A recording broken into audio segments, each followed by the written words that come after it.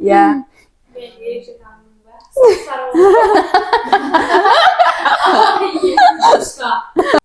Менің оқушым корейше оқыған білесіңдер ма? Бірдеңе айтшы.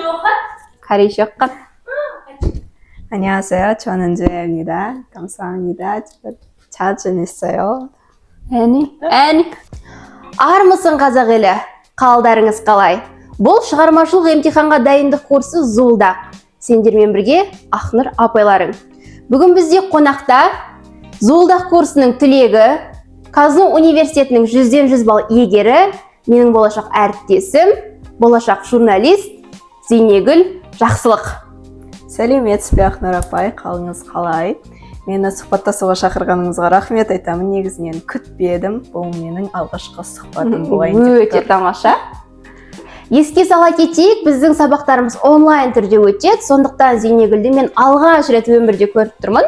Зейнегүл, қош келдің.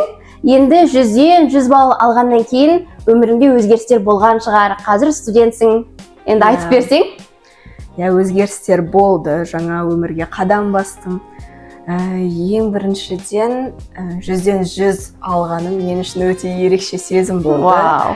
Және бұл сіздің арқаңызда. Ой, рахмет. Курсыңыздың арқасында деп білемін. Сол. Енді Зейнегүл, сен дайындықты қалай бастадың? Енді дайындық жолыңды айтып берші бізге. Қызық қой бәріне. Негізінен мен курсты өте көп іздеп жүрдім. Негізінен бірден дайындықты бастап кетпедім. Сәуір айында бастадым дайындықты. Наурыз айында әртүрлі курстарды іздеп бастадым, бірақ өзіме керек нәрсені таппадым. Сонымен Казну университетінде олимпиада болды. Соған тіркелдім. Соған тіркелгеннен кейін белгісіз номерден хат келді. Ашып қарасам, Зуылдақ курсы деп тұр. Оқып шықтым, бірден көзіме портфолио дайындауды үйретеміз, репортаж түсіреміз дегені көзіме оттай басылды. Сонымен ойлана келе кешкісін бірден жаздым. Сәлеметсіз бе, мен Зуылдақ курсына қатысқым келеді деп. Ой, тамаша. Айтпақшыдай, Зейнегүл менің ең алғашқы оқушыларымның бірі. Зейнегүл ең бірінші потокта оқыған менің оқушым. Біле жүріңіздер. Енді Зейнегүл, курстан не күттің және не алдың? Енді курс саған көмектесті ме? Курс маған көмектесті 100%-ға деп айта аламын. Неге? Себебі мен алғашынан өзім эссені, шығарманы жаза аламын деп ойлап жүргенмін. Бірақ курс бастала салысымен бізге бірінші эссе жазуды бердіңіз ғой. Тапсырдыңыз, тақырып берді. И мен отырдым, тақырыпқа сай жаздым. 1,5 бет жазған болатын. Сосын сіз тексердіңіз, бүкіл қателіктерді айттыңыз. Сол кезде мен түсіндім, эссені дұрыс жазбайтыныма. Керемет. Сіз оқушылармен жеке-жеке жұмыс жасадыңыз ғой, сол маған өте қатты ұнады. Енді Зейнегүл, курста сендердің потоктарың 1 емес 2 ай оқыды. Менде енді эксперимент түрінде мен жалпы істеп көрдім. 1 ай оқыған дұрыс па, 2 ай оқыған дұрыс па деп. Енді Зейнегүл бізде 2 ай оқыды. Енді осы 2 айдың ішінде Зейнегүл курста бір есте қалған сәт бар ма? Есте қалған сәт өте көп, қызықты сәттер де болды. Қоштасу кеші де бар еді. Бізде курстың ең ұнаған сәті бұл әр аптаның соңында сіз ойын ойнаттыңыз ғой. Бізге кішігірім сыйлықтар бердіңіз. Сол өте ерекше болды. Біз бір-бірімізден жарыстық, ең үздік эссені, ең үздік репортажды анықтадық. Сонысымен маған ұнады, баурап алды десем де болады. Вау, күшті. Так, ал енді қоштасу кеші туралы. Ең қызық, ойлаймын, бізде сол қызық болған секілді қоштасу кеші деп. Біз негізі қоштасу кешінде сіз 1 апта бұрын бізге айттыңыз ғой. Сол кезде біз жеке группашамызды жазып бастаймыз. Кім жүргізуші болады, кім қандай өнермен баурап алады. Мен айтам, өлең айтып берейік, өлең жазайық. Сосын кейбіреуіміз өлең шығарып айтып бердік. Мен осы жерде тағы да қоштасу кешінен видео қалдырамын. Осы жерден көре аласыздар. Ведущий күтіп. Ведущий қазанда отырық. Бастай қойындар, кімде не бар бүгін?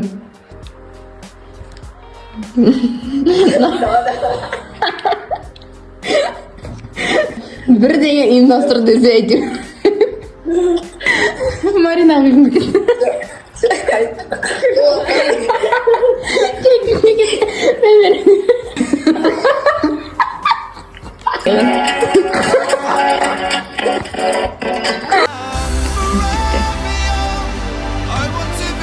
репортаж түсіріп арманға қанат қаққанбыз, журналист болу сұмдық енді тапқанбыз. От всей души я хочу поблагодарить вас за все, что вы сделали для нас. Оны с видеоны скачать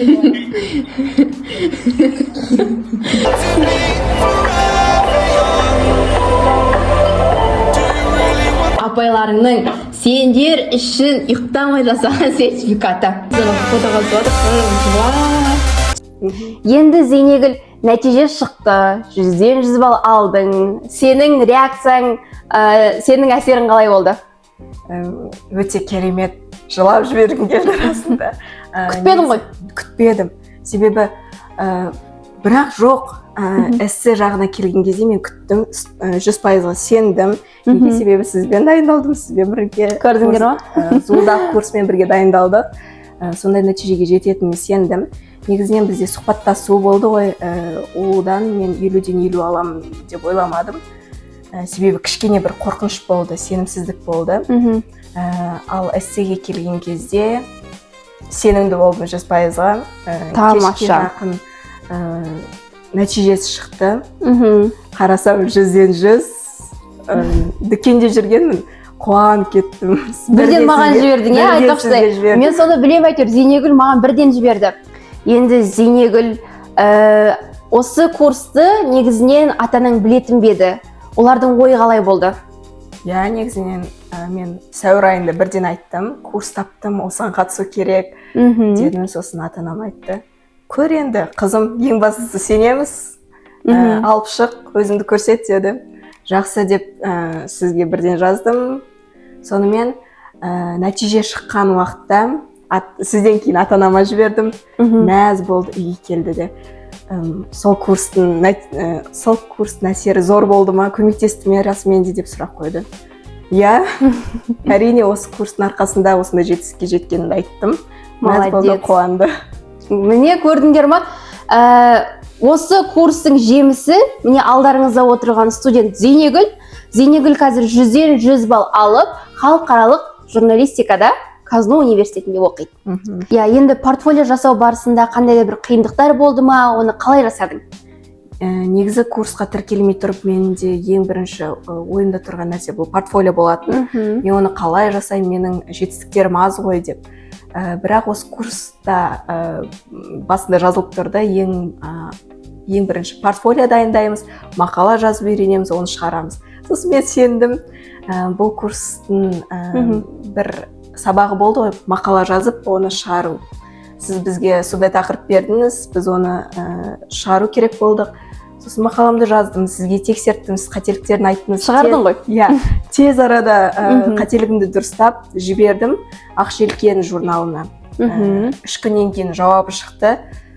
Сосын сізге жаздым тағы да, апай менің мақалам жарыққа шықты, алғашқы мақалам деп. Бірақ ең басында сізге айтып едім ғой, менде мақала жоқ, оны шығарып үлгеремін ба, соңғы жол ғой деп.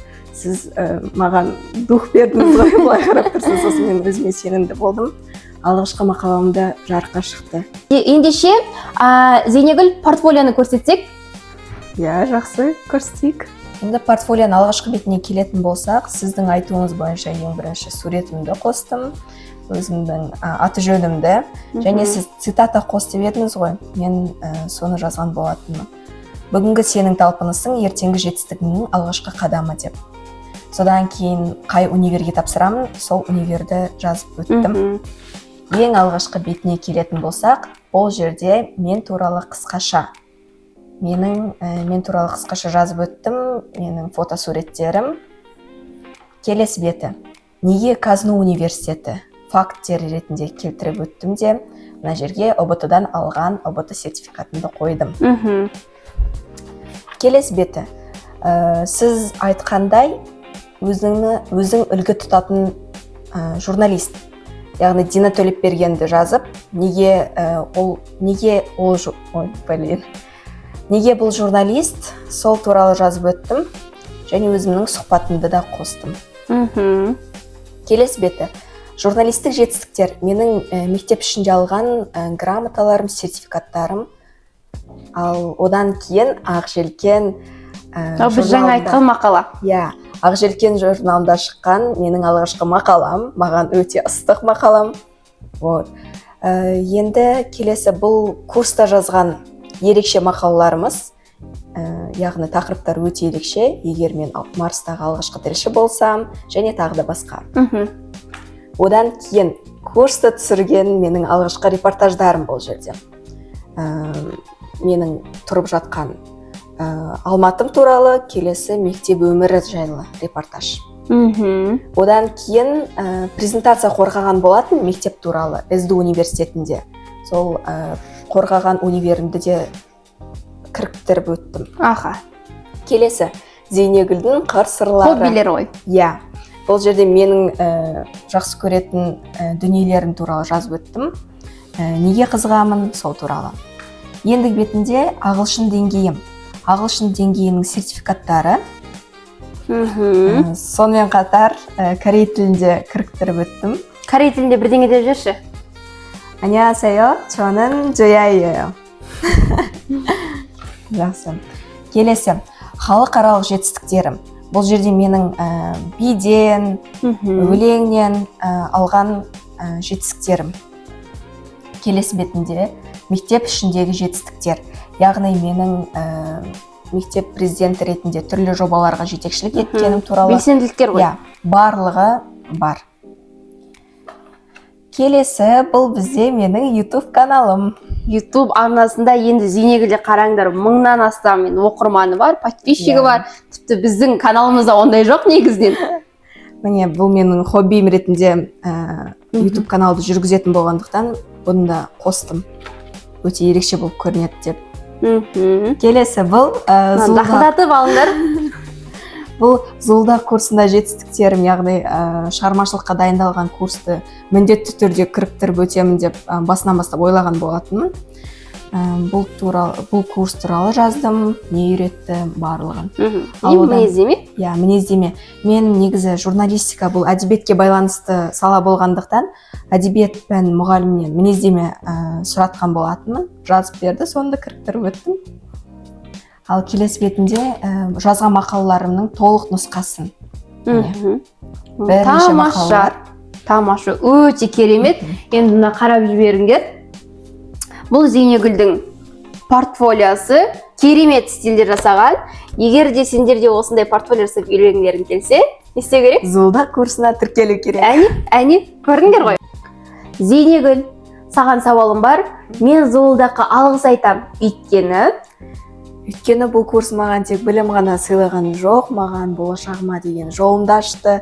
Сіз секілді мейірімді оқушымен тіл тапсалатын ұстаз сыйлады. Ой, рахмет.